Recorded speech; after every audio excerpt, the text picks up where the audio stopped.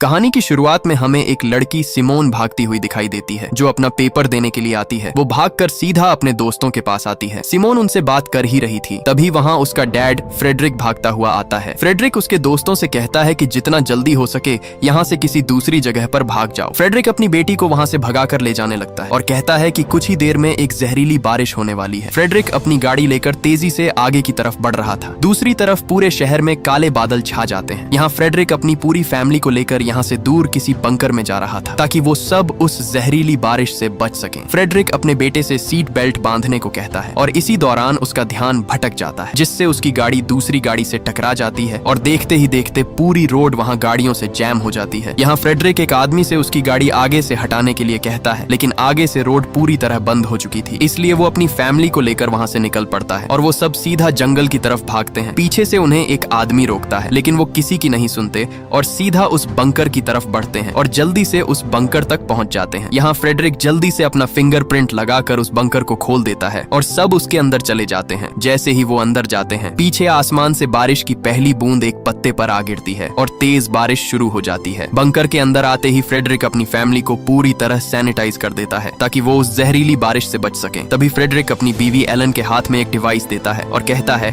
कि इस डिवाइस में बंकर से जुड़ी सब मालूमात है। तभी फ्रेडरिक एक सूट पहनकर बाहर जाने के लिए तैयार हो जाता है। जाने से पहले फ्रेडरिक अपनी बेटी सिमोन से कहता है कि मुझे हर हाल में बाहर जाना होगा क्योंकि मैं ही इस जहरीली बारिश को रोक सकता हूँ और अगर इसको रोका ना गया तो कोई भी जिंदा नहीं बचेगा। लेकिन आगे से सिमोन उसे बाहर जाने से मना करती है, लेकिन फ्रेडरिक उसे कहता है कि मैं वादा करता हूँ हर हाल में वापस आऊंगा। वो उसे अपने भाई का ख्याल रखने के लिए कहता है और वहाँ से चला जाता है। उसके जाते ही सिमोन अपने मोबाइल पर देखती है तो वहाँ उसके दोस्त भी मुसीबत में थे क्योंकि उसके दोस्तों के माँ बाप भी उस जहरीली बारिश की वजह से मारे जा चुके थे। ये देखकर वो बहुत घबरा जाती है। इधर एलन बच्चों के लिए चॉकलेट बना रही थी, लेकिन उसके चेहरे और कांपते हुए हाथों से साफ पता चल रहा था कि उसके अंदर भी खौफ बढ़ता जा रहा था। इसी दौरान उस बंकर का दरवाजा जोर जोर से कोई पीटने लगता है। यहाँ एलन उन्हें मना करती है और बताती है कि अगर तुम्हारे डैड होते तो वो खुद अपना फिंगरप्रिंट लगाकर अंदर आ जाते, इसलिए वो उन्हें उस आवाज को नजरअंदाज करने के लिए कहती है। लेकिन आगे से सिमोन अपनी माँ से कहती है कि हमें देखना चाहिए, क्या पता वो हमारे डैड ही हों। इसलिए वो तुरंत आकर उस बंकर का दरवाजा खोल देती है और उसके सामने वही आदमी खड़ा हुआ था जो पहले उन्हें जंगल के अंदर जाने से रोक रहा था। वो आदमी उस बारिश में पूरी तरह भीगकर इन्फेक्टेड हो चुका था और इसी दौरान वो सिमोन के भाई को पकड़कर बाहर खींचता है, लेकिन तभी एलन वहां भागकर उस आदमी पर कूद जाती है और इसी दौरान उस जहरीली बारिश की वजह से वो वहां तड़पने लगती है। वो दोनों को जल्दी अंदर जाने के लिए कहती है, इसलिए सिमोन तुरंत उस बंकर का दरवाजा बंद कर देती है। अपनी माँ को मरते देखकर वो वहां फूट फूट कर रोने लगते हैं क्योंकि अब उनकी माँ उनके बीच नहीं रही। तभी सिमोन अपने डैड को कॉल करती है, लेकिन उसका डैड उसकी कॉल नहीं उठा रहा था, मतलब वो भी किसी खतरे में है। इसके बाद वो अपने भाई को रात के लिए सुला देती है। अगले दिन सिमोन का भाई वही डिवाइस देखता है जो उसके डैड ने उसकी माँ को दी थी। जब सिमोन उसे देखती है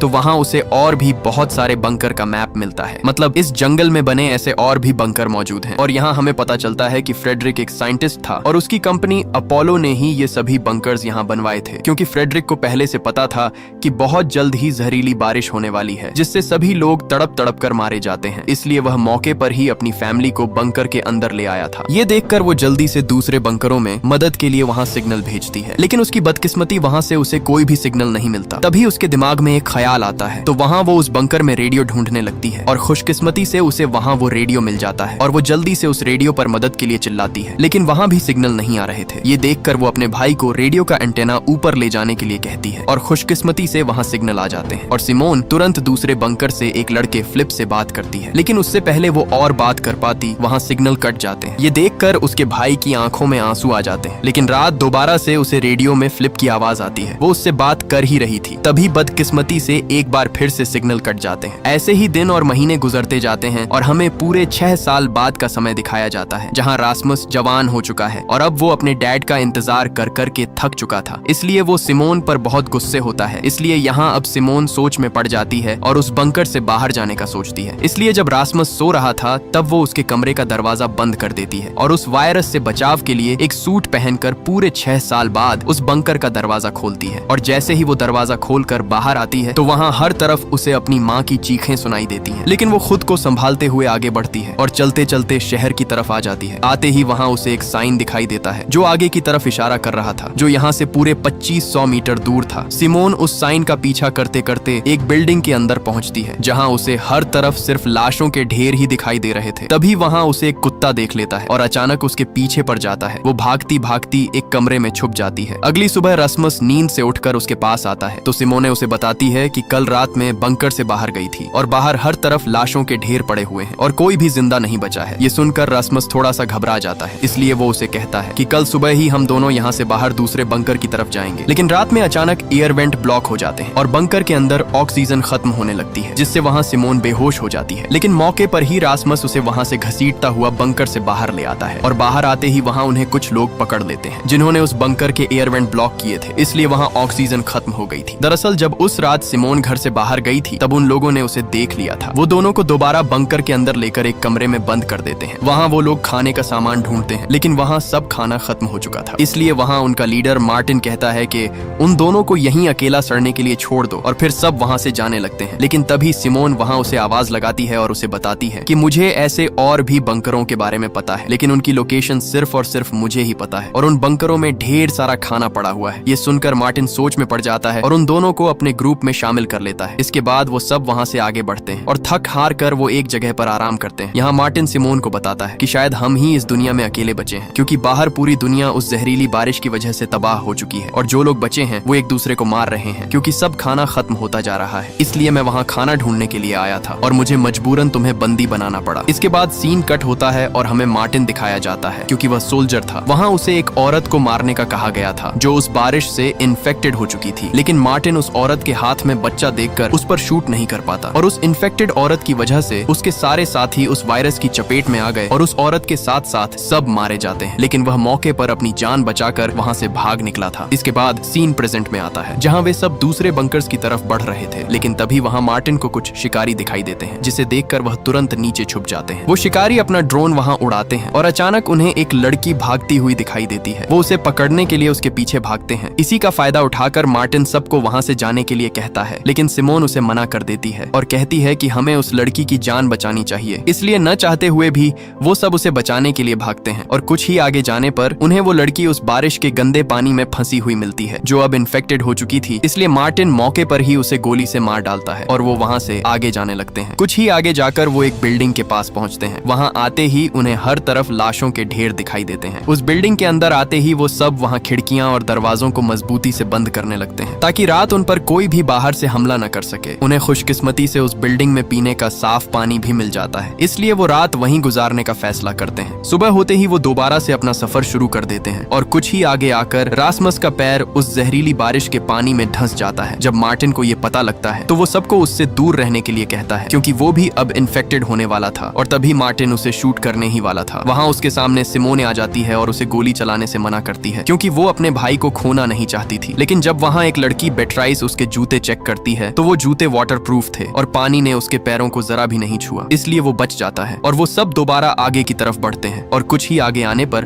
उन्हें वो दूसरा बंकर मिल जाता है। यहाँ सिमोन जल्दी से अपना फिंगरप्रिंट लगाकर उस दरवाजे को खोल देती है। जैसे ही वे अंदर जाते हैं तो वहाँ उन्हें खाने का ढेर सारा सामान मिल जाता है जिससे वे सब कई दिनों के बाद अपना पेट भरते हैं। इधर सिमोन को एक मोबाइल मिलता है जहाँ उसे फ्रेडरिक के बॉस की एक वीडियो मिलती है। उसमें उसका बॉस उसे इमरजेंसी में स्वीडन आने के लिए कह रहा था। वो ये भी बताता है कि तुम ही सिर्फ एक ऐसे इंसान हो जो इस जहरीली बारिश को रोक सकते हो। इसीलिए सिमोन वो वीडियो मार्टिन को दिखाती है और कहती है कि हो ना हो मेरे डैड जरूर स्वीडन में ही होंगे। वो मार्टिन से कहती है कि हमें आज ही स्वीडन चलना चाहिए, लेकिन मार्टिन उसे साफ साफ मना कर देता है और बताता है कि मुझे नहीं लगता कि वहाँ कोई जिंदा होगा क्योंकि हमारे अलावा यहाँ कोई भी नहीं बच पाया। इसलिए वो वहाँ से चला जाता है। लेकिन सिमोन को अभी भी अपने डैड की फिक्र थी, इसलिए वो दोनों बहन भाई उसी दिन वहाँ से आगे की तरफ निकल पड़ते हैं। इधर बिएट्रिस और उसकी दोस्त आकर सिमोन और रास्मस के बारे में पूछती हैं। आगे से मार्टिन उनसे कहता है कि वो दोनों स्वीडन अपने डैड को ढूंढने के लिए निकल गए। ये सुनकर वो दोनों भी मार्टिन को अकेला छोड़कर वहाँ से चले जाते हैं और उन्हें ढूंढने के लिए आगे बढ़ते हैं। कुछ ही आगे आकर वो सिमोन और उसके भाई रास्मस दोनों को ढूंढ लेते हैं। इधर मार्टिन और पैट्रिक ही सिर्फ उस बंकर में अकेले रह जाते हैं, इसलिए मार्टिन बहुत गुस्से में होता है। यहाँ सब दोस्त एक बार फिर से आगे बढ़ते हैं और एक बिल्डिंग में अपना पेट भर के खाना खाते हैं। वो खाना खाकर बैठे ही थे तभी वहाँ वो शिकारी आ जाते हैं, जिसे देखकर वो सब वहाँ से उल्टे पैर भाग निकलते हैं। लेकिन इधर भागते समय सिमोन बाकी दोस्तों से बिछड़ गई थी। वो उन्हें ढूंढते ढूंढते एक जगह आ पहुँचती है जहाँ उसे एक बच्चा खड़ा दिखाई देता है। लेकिन तभी उसे आसमान पर घने काले बादल बढ़ते हुए दिखाई देते हैं, इसीलिए वो उस बच्चे को लेकर वहाँ से भाग जाती है। वो बच्चा वहाँ भूख खत्म करने के लिए गोलियां लेने लगता है, लेकिन तभी सिमोन उसे कुछ खाना दे देती है और और इसी दौरान उस बच्चे का बाप वहाँ आ जाता है और वो सिमोन को शिकारी समझकर अपना बच्चा लेकर वहाँ से चला जाता है। और जैसे ही वो बाहर आता है वहाँ उसे वो शिकारी घेर लेते हैं और वहाँ उसे बुरी तरह पीट डालते हैं। ये देखकर सिमोन घबराकर वहाँ से भाग निकलती है, लेकिन भागते हुए पीछे से उसे एक आदमी देख लेता है। इधर सिमोन जैसे ही एक बिल्डिंग में आती है वहाँ उसे उसके दोस्त मिल जाते हैं। वो उन्हें वहाँ से भागने के लिए कहती है, लेकिन तभी वही आदमी आ जाता है जिसने सिमोन को भागते देख लिया था। वो उनसे खाना मांगता है, लेकिन उनके पास खाना नहीं था, इसलिए वो आदमी रासमस को पकड़ लेता है और उसे मारने ही वाला था। तभी वहाँ मार्टिन आकर उस पर गन तान देता है, इसलिए डर से वो आदमी उसे चाकू घोंप कर वहाँ से भाग जाता है और रासमस वहाँ बुरी तरह तड़पने लगता है। इसलिए सिमोन मार्टिन से कहती है कि पास ही एक और बंकर है, हमें जल्दी से वहाँ जाना होगा। अब जैसे तैसे करके वो रासमस को लेकर वहाँ से उस बंकर की तरफ भागते हैं। वो जल्दी से उस बंकर तक पहुँच जाते हैं और अंदर आकर तुरंत रासमस के जख्म पर पट्टी करते हैं। इधर मार्टिन सिमोन को एक डिवाइस दिखाता है जिसमें पूरे शहर का मैप था। मार्टिन उसे बताता है कि इस मैप में जो दीवार है वहाँ जरूर वायरस नहीं होगा, क्योंकि ये गवर्नमेंट ने बनाई ही इसलिए होगी ताकि वायरस से इन्फेक्टेड लोग दूसरी तरफ ना जा सकें। अगर हम इस जगह पहुँच गए तो शायद हम बच सकते हैं। इधर रासमस का जख्म भी धीरे धीरे बढ़ रहा था। ये देख सिमोन मार्टिन से कहती है कि हमें किसी डॉक्टर की जरूरत है, नहीं तो रासमस की हालत और बिगड़ जाएगी। इसलिए आगे से मार्टिन भी मान जाता है और वहाँ सिमोन को उसकी दोस्त एक जगह की तरफ इशारा करती है और बताती है कि उस रास्ते से होकर तुम अंदर जा सकती हो, लेकिन वहाँ वो शिकारी भी मौजूद हैं, वो तुम्हें कभी भी पकड़ सकते हैं। लेकिन सिमोन के पास अपने भाई को बचाने के लिए कोई और रास्ता नहीं था, इसलिए वो वहाँ से आगे की तरफ बढ़ती है। लेकिन तभी ऊपर से एक ड्रोन उसे चेस करने लगता है, जिससे बचकर वो जल्दी से एक बिल्डिंग के अंदर आ जाती है और इसी दौरान वहाँ वो शिकारी पहुंच जाते हैं और वो उसे गन पॉइंट पर ले लेते हैं। लेकिन तभी वहाँ सिमोन के दोस्त आकर उन्हें ढेर कर देते हैं। यहाँ मार्टिन उनसे उस दीवार के बारे में पूछता है, लेकिन वो आगे से साफ साफ इनकार कर देता है। इसी दौरान वहाँ जीन नाम का एक लड़का उस शिकारी के बाजू पर लगा एक सांप का टैटू देखता है, जिसे देखकर उसके अंदर एक अजीब सा डर बैठ जाता है और वो तुरंत मार्टिन से कहता है कि इन सब को मार डालो। इसलिए मार्टिन अपनी गन रिलोड करके उन्हें वहीं पर मार डालता है और वो सब रासमस को वहाँ से लेकर उसी डॉक्टर की तरफ बढ़ते हैं। वो आगे बढ़ ही रहे थे, तभी वहाँ जीन के दिमाग में उसी टैटू के बारे में ख्याल आता है। इसी के साथ सीन फ्लैशबैक में जाता है, जहाँ जीन एक घर पर रह रहा था। वहाँ 3 लोग थे, जिनमें एक छोटी लड़की और उसकी माँ और पिता थे। क्योंकि जीन की माँ और पिता उस वायरस से मारे गए थे, इसलिए उसे एक घर में पनाह मिल गई थी। एक दिन जब जीन उस घर में काम कर रहा था, तभी वहाँ शिकारियों की एक गाड़ी आती है। तब वो उस लड़की का बाप जाकर बाहर देखता है, तो वो शिकारी उससे कोई बात पूछते हैं, लेकिन वो आगे से मना कर देता है और बात ना बताने पर वो उसे वहीं पर गोली मार डालते हैं। इधर जीन भी उन्हें एक सुराख से देख रहा था। तभी वहाँ उसे वही आदमी दिखाई देता है जिसके हाथ में सांप वाला टैटू छपा हुआ था। ये देखकर जीन उस लड़की का मुंह जोर से दबाकर बंद कर देता है ताकि उसकी आवाज वो शिकारी न सुन ले। इसी दौरान वो शिकारी उस लड़की की माँ को भी पकड़कर वहाँ से ले जाते हैं। जब वो चले जाते हैं तब जीन उस लड़की के मुंह से हाथ हटा देता है, लेकिन जब वो देखता है तो वहाँ वो लड़की अपना दम तोड़ चुकी थी। ये देखकर जीन अंदर से पूरी तरह टूट जाता है। इसके बाद सीन प्रेजेंट में आता है, जहाँ वे सब एक जगह पर पहुँचते हैं। वहाँ वे ड्रोन की मदद से उस डॉक्टर के घर का पता लगाते हैं और पता लगाकर वो उस डॉक्टर के घर तक पहुँच जाते हैं और तभी वो उस डॉक्टर के घर का दरवाजा खटखटाते हैं। तभी वो डॉक्टर बाहर निकलकर उन पर गन तान देती है, लेकिन जैसे तैसे करके सिमोन उसे शांत करती है और मौके पर ही मार्टिन उसे सब कुछ बता देता है कि उन्हें उसकी मदद की बहुत जरूरत है। इसलिए वो उनकी मदद के लिए तैयार हो जाती है और वो डॉक्टर रासमस के जख्म पर टांके लगा देती है। इसी दौरान वो उसे बताती है कि रासमस का जख्म अभी पूरी तरह ठीक नहीं हुआ, इसलिए हमें इसे टेटेनस का इंजेक्शन लगाना होगा। वो उनसे कहती है कि इंजेक्शन के लिए हमें एक बंकर में जाना होगा जो उसके घर के पास ही है। इसलिए वो तीनों उसी बंकर की तरफ बढ़ते हैं और आते ही सिमोन को वही बंकर दिखाई देता है जो उसके डैड की कंपनी अपोलो का था। डॉक्टर उसे बताती है कि मैं भी अपोलो कंपनी में काम करती थी, इसलिए मुझे भी यही बंकर दिया गया। अंदर आते ही वो डॉक्टर सिमोन के लिए एक इंजेक्शन तैयार करती है और उसे एक बेड पर बांध देती है। तभी वो डॉक्टर सिमोन को धक्का देकर उसे भी एक रस्सी से बांध देती है। वो उसे बताती है कि तुम्हारे ही डैड फ्रेडरिक की वजह से मेरी पूरी फैमिली जान से मर गई, यहाँ तक कि मेरे बच्चे भी उस बारिश की वजह से मारे गए। डॉक्टर उससे कहती है कि अगर तुम्हारे डैड वो एक्सपेरिमेंट न करते तो वो जहरीली बारिश न होती और आज मेरे बच्चे और मेरी फैमिली जिंदा होती। इधर बाकी दोस्त वहाँ उस डॉक्टर के घर से खाना ढूंढ रहे होते। तभी मार्टिन बाहर देखता है तो वही शिकारी आ चुके थे। यहाँ जब जीन देखता है तो बाहर वही शिकारी खड़ा था जिसके बाजू पर सांप का टैटू छपा हुआ था। इसे देखकर वह एकदम से चौंक जाता है, इसलिए वह एक गन उठाता है और बाहर आकर उस शिकारी को वहीं पर ढेर कर देता है, लेकिन तभी वहाँ उसे वो शिकारी आकर पकड़ लेते हैं। ये देख बाकी बच्चे दोस्त वहाँ से भाग निकलते हैं। इधर वो डॉक्टर रासमस को वो जहरीला इंजेक्शन लगाने ही वाली थी, तभी वहाँ पैट्रिक आकर उसे गोली मार देता है और मौके पर ही सब वहाँ से भाग निकलते हैं और दोबारा से अपना आगे का सफर शुरू करते हैं। और कुछ ही आगे आने पर उन्हें दूर एक घर दिखाई देता है जिसके अंदर लाइट जल रही थी, मतलब वहाँ कोई रह रहा है, इसलिए वो उसके पास आ जाते हैं। लेकिन तभी वहाँ एक आदमी उनके सामने आ जाता है। वो उन्हें अपने घर के अंदर रात गुजारने की इजाजत दे देता है, लेकिन उन्हें अपने हथियार बाहर ही रखने होंगे, इसलिए न चाहते हुए भी वो उस घर के अंदर चले जाते हैं। अंदर आते ही उनके सामने एक जैसे कपड़े पहने बहुत सारे लोग थे, जिसे देखकर उन्हें वहाँ कुछ अजीब सा लगता है। वो उन्हें रात गुजारने के लिए एक कमरा देते हैं जिसमें वो अपनी नींद पूरी करते हैं। और सुबह होते ही वहाँ एक औरत कैरेन उन्हें सुबह का नाश्ता करने के लिए कहती है और कई दिनों के बाद आज वो अपना पेट भरकर खाना खाते हैं। लेकिन हैरानी की बात ये कि इन लोगों के पास इतना खाना आया कहाँ से है। इसके बाद वहाँ उस घर के अंदर सिमोन रासमुस को एक डॉक्टर के पास ले आती है, क्योंकि उसका जख्म धीरे धीरे बढ़ता जा रहा था। वो डॉक्टर वहाँ एक इंजेक्शन निकालता है जो बिल्कुल वैसा ही था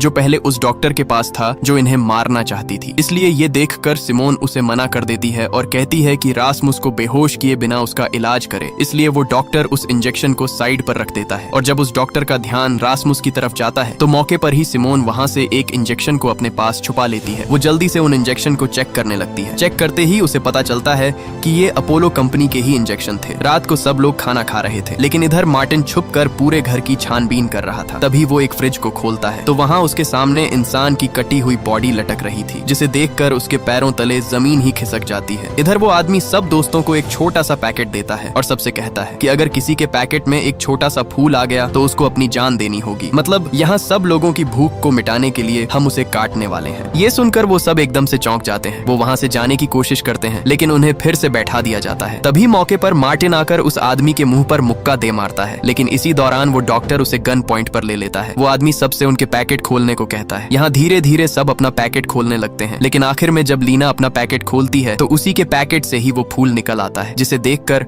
उसका होश ही उड़ जाता है। वो लोग वहाँ से उसे ले जाने लगते हैं, लेकिन तभी वही औरत कैरेन उसके हाथ से वो फूल ले लेती है और कहती है कि मैं इसे अपनी बेटी जैसा समझती हूँ, इसीलिए मैं नहीं चाहती कि ये हमारी खुराक बने। वो बताती है कि ली की जगह मैं खुद अपनी जान देने के लिए तैयार हूँ। ये सुनकर ली वहाँ रोने लगती है और वो औरत उसे आखिरी बार हाथ मिलाकर वहाँ से चली जाती है। इसके बाद वो सब वहाँ से जाने के लिए तैयार हो जाते हैं। तभी उस डॉक्टर से सिमोन अपने डैड फ्रेडरिक के बारे में पूछती है। आगे से डॉक्टर उसे बताता है कि हाँ, मैं ही फ्रेडरिक का असिस्टेंट था और इस वायरस के फैलने में मेरा और फ्रेडरिक दोनों का हाथ है। ये सुनकर सिमोन दुखी होकर वहाँ से चली जाती है, लेकिन तभी वहाँ वो आदमी उस डॉक्टर को भी अपने घर से जाने के लिए कह देता है। इधर सब लोग जंगल से आगे बढ़ ही रहे थे, तभी वहाँ वही डॉक्टर आ जाता है और एक इंजेक्शन दिखाकर कहता है कि इसी इंजेक्शन की वजह से वो जहरीली बारिश फैली और सब कुछ खत्म हो गया। तभी वो इंजेक्शन अपने गले में घोंप देता है, जिससे वो तड़पने लगता है, लेकिन तभी मार्टिन उसे गोली दे मारता है और उसका काम वहीं पर तमाम हो जाता है। रात वो एक खाली घर के अंदर गुजारते हैं और सुबह होते ही मार्टिन सिमोन को वही मैप दिखाता है जिसमें वो दीवार थी। वो उससे कहता है कि हमें किसी भी तरह करके वहां तक पहुंचना होगा,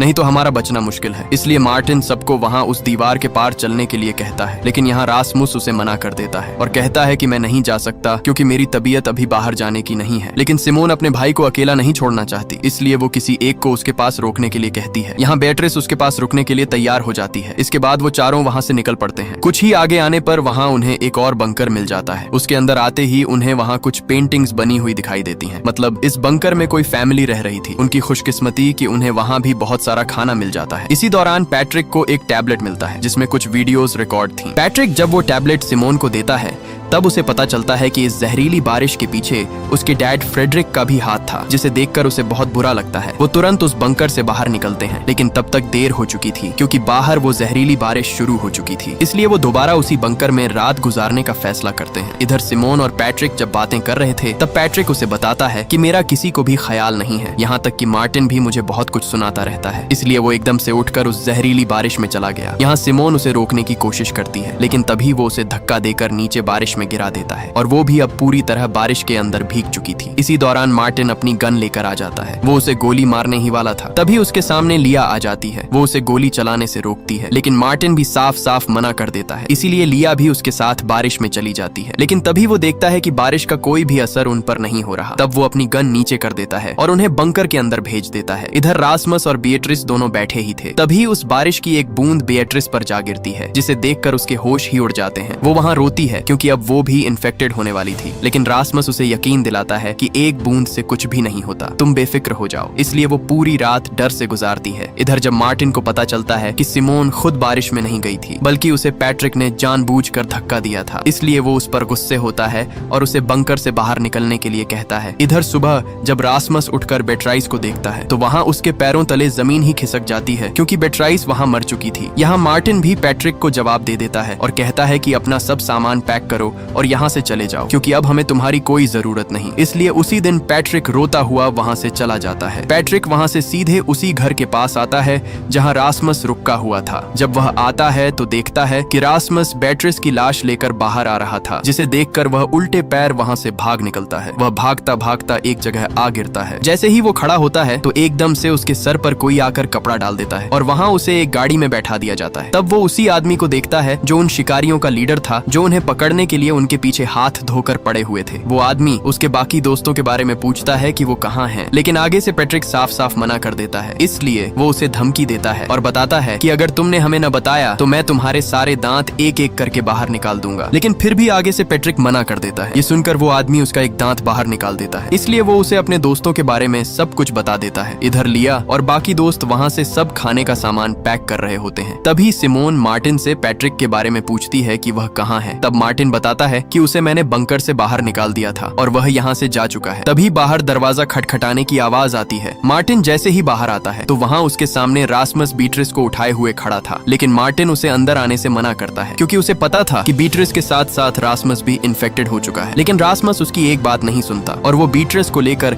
सीधे बंकर के अंदर आता है। रासमस बीट्रिस को मरा हुआ देखकर बहुत दुख में था। तभी सिमोन एक सूट पहनकर उसके पास आती है और उसे कहती है कि बीट्रिस अब मर चुकी है, इसलिए अब तुम्हें इसे छोड़कर हमारे साथ चलना होगा। लेकिन रासमस उसे साफ साफ मना कर देता है और इसी दौरान रासमस एक रेडियो लेकर वहाँ से चला जाता है। वो वहाँ से आगे आता ही है कि तभी उसके रेडियो में किसी की आवाज आती है। जब वो बात करता है तो वही शिकारी आगे से उसे बताता है कि तुम कितने लोग हो, अगर तुमने हमें न बताया तो मैं तुम्हारे दोस्त पैट्रिक को मार डालूंगा। इसलिए अब न चाहकर भी वो उन्हें अपनी लोकेशन बता देता है। इसी दौरान पैट्रिक उस शिकारी को बताता है कि रासमस पहले एक इन्फेक्टेड लड़की के पास था, लेकिन वह खुद अभी तक इन्फेक्टेड नहीं हुआ। ये सुनकर आगे से वो शिकारी खुश हो जाते हैं कि वही एक ऐसा इंसान है जो हमारे काम आ सकता है। इधर मार्टिन और लिया दोनों बीट्रिस की बॉडी को जंगल में दफना देते हैं, लेकिन तभी वहाँ सिमोन आ जाती है और वो वहीं एक मैप दिखाकर कहती है कि हमें अब रासमस और पैट्रिक दोनों को ढूंढना होगा, क्योंकि उन शिकारियों ने उन्हें पकड़ रखा है। वो जल्दी से ड्रोन उड़ाती है और वहाँ एक शिकारी का ध्यान भटकाने के लिए एक आवाज लगाती है। वो शिकारी उस आवाज का पीछा करते हुए एक जगह पहुंचता है और आते ही सब दोस्त उसे वहाँ पकड़ लेते हैं। यहाँ मार्टिन रेडियो से उसके लीडर से बात करता है और कहता है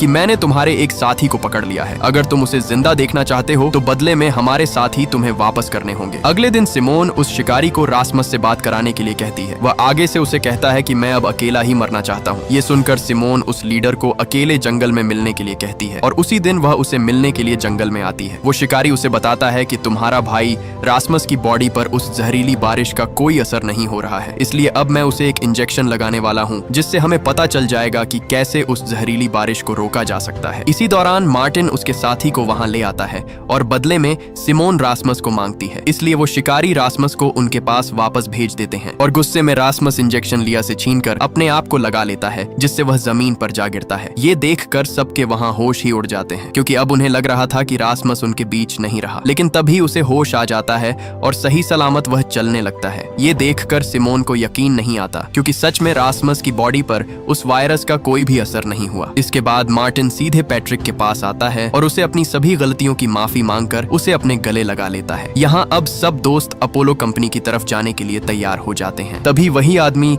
रासमस के माथे पर प्यार देकर कहता है कि तुम ही हम सबको बचाने के लिए हमारी आखिरी उम्मीद हो। इसके बाद वो सब वहाँ से निकल जाते हैं। कुछ ही देर में वो सब अपोलो कंपनी तक पहुँच जाते हैं। पहुँचते ही वो शिकारी सिमोन और रासमस को ही आगे जाने के लिए कहता है। बाकी सब लोग अंदर नहीं जा सकते, उन्हें एक बंकर में ही रुकना होगा। वो दोनों कुछ ही आगे बढ़ते हैं तो वहाँ उनके सामने फ्रेडरिक आ जाता है, यानी सिमोन का डैड। ये देखकर वह एकदम से चौंक जाती है। वह अपने डैड पर बहुत गुस्सा होती है, क्योंकि उसके डैड ने वापस आने का वादा किया था, लेकिन कई साल बीत गए और वो नहीं आए। तभी अचानक रासमस नीचे गिरकर बेहोश हो जाता है। वो जल्दी से उसे मेडिकल वार्ड में ले जाते हैं और फ्रेडरिक सिमोन को बाहर इंतजार करने के लिए कहता है। इधर जैसे ही सब दोस्त उस बंकर के अंदर आते हैं, वहाँ लिया को जीन की जैकेट मिलती है। वो उसे ढूंढते हुए कुछ ही आगे बढ़ती है तो जीन उसके सामने खड़ा था, जिसे देखकर उसकी खुशी का कोई ठिकाना नहीं रहता। मतलब जीन अभी भी जिंदा शर्मिंदा था क्योंकि वो शिकारी असल में अपोलो कंपनी के ही थे। दूसरी तरफ फ्रेडरिक सिमोन को रासमस को दिखाने के लिए उसकी वार्ड के बाहर ले आता है। सिमोन अंदर जाना चाहती थी लेकिन फ्रेडरिक उसे रोक लेता है और कहता है कि घबराने की कोई बात नहीं है, मैं ये सब तुम्हारे लिए ही कर रहा हूँ ताकि तुम सब इस वायरस से बच सको। इधर वार्ड में एक डॉक्टर रासमस की थूक का सैंपल लेना चाहती थी लेकिन रासमस उसे मना कर देता है। तब वो डॉक्टर उसके साथ जबरदस्ती करती है जिससे रासमस उसके हाथ पर काट लेता है। दूसरी तरफ फ्रेडरिक जल्दी से सिमोन के पास आता है और घबराहट में उसे बताता है कि अपने भाई को लेकर यहाँ से जितना जल्दी हो सके दूर चले जाओ क्योंकि अब इस वायरस का कोई इलाज नजर नहीं आ रहा है और ये बहुत तेजी से फैलने वाला है जिससे सब लोग मारे जाएंगे। जैसे ही वो रासमस के वार्ड में आता है तो वहाँ वो डॉक्टर रासमस के काटने पर तड़प कर मर चुकी थी। ये देखकर फ्रेडरिक जल्दी से रासमस की थूक लेकर माइक्रोस्कोप पर जब देखता है तो वहाँ उसके पैरों तले जमीन ही खिसक जाती है और वो तुरंत सब बंकर पर इमरजेंसी लगा देता है और सब बंकर वहाँ पूरी तरह बंद हो जाते हैं। फ्रेडरिक जल्दी से अपोलो कंपनी के मैनेजर से बात करता है। वो आगे से उसे बताता है कि किसी भी तरह करके रासमस का ऑपरेशन करो ताकि हम वैक्सीन बना सकें। लेकिन फ्रेडरिक को पता था कि अगर उसने रासमस का ऑपरेशन किया तो रासमस अपनी जान से हाथ धो बैठेगा और वह यह बिल्कुल नहीं चाहता था। इसलिए फ्रेडरिक सिमोन से कहता है कि जितना जल्दी हो सके अपने भाई को यहाँ से कहीं दूर ले जाओ क्योंकि उसकी जान खतरे में है। ये सुनकर सिमोन जल्दी से आकर मार्टिन से बात करती है और उसे बंकर के दरवाजे खोलने का रास्ता बताती है और जैसे तैसे करके वो उस बंकर का दरवाजा खोल लेते हैं और रासमस को साथ लिए बिना वहां से बाहर भाग निकलते हैं। लेकिन तभी आगे से फ्रेडरिक आ जाता है और उनसे कहता है कि तुम्हें रासमस को भी साथ लेकर ही जाना होगा। तभी फ्रेडरिक अपनी गन उन पर तान देता है और धमकी देता है कि अगर तुम रासमस को साथ लेकर नहीं गए तो मैं तुम सबको गोली मार डालूंगा। लेकिन अचानक मार्टिन आगे बढ़ता है और मौके पर ही फ्रेडरिक उसे गोली मार देता है जिससे मार्टिन बुरी तरह जख्मी हो जाता है। लेकिन तभी सिमोन उसे धक्का देकर नीचे गिरा देती है और जैसे तैसे करके वो सब अपनी जान बचाकर वहां से भाग निकलते हैं। और इस मूवी का पार्ट 1 यहीं पर खत्म हो जाता है। अगर आपको इसका पार्ट 2 चाहिए तो कमेंट में पार्ट 2 लिखें।